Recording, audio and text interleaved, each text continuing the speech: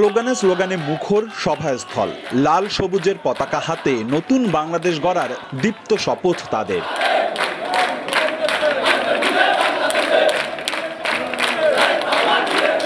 বিএনপির প্রাণশক্তি ৩ সহযোগী সংগঠন ছাত্রদল, যুবদল, স্বেচ্ছাসেবক দল।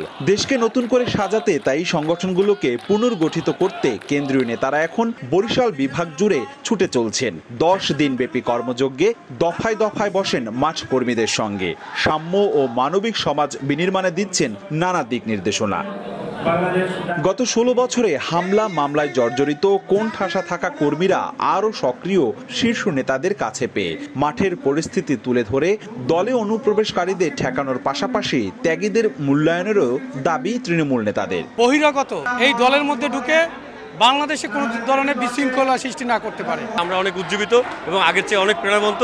কেন্দ্রীয় নেতারা বলছেন, দলের চেয়ারপারসনের বার্তা মাঠের কর্মীদের দিতেই তাদের এই আয়োজন। সুযোগ সন্ধানীদের জায়গা হবে না জানিয়ে জাতীয় নির্বাচনের আগেই দলকে আরও সুসংগঠিত করতে চায় বলে জানান তারা। ৫ আগস্টের স্পিরিটের সাথে তাল মিলিয়ে আমরা একটি ইতিবাচক রাজনীতি করতে চাই এবং আমাদের দলের ভারপ্রাপ্ত চেয়ারম্যান এবং ছাত্র দলের সাংগঠনিক অভিভাবক জনাব তারেক রহমানের এই বিশেষ বার্তাটি আমরা তৃণমূলে পৌঁছে দিতে চাই। দলীয় নেতাকর্মীদের কাছে একটাই বার্তা, মানুষের পাশে থাকা, কোনো ধরনের অসাংগঠনিক কাজ আমরা অ্যালাউ করছি না।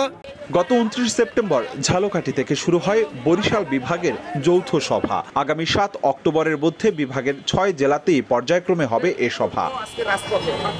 অপূর্ব অপু, সময় সংবাদ, বরিশাল।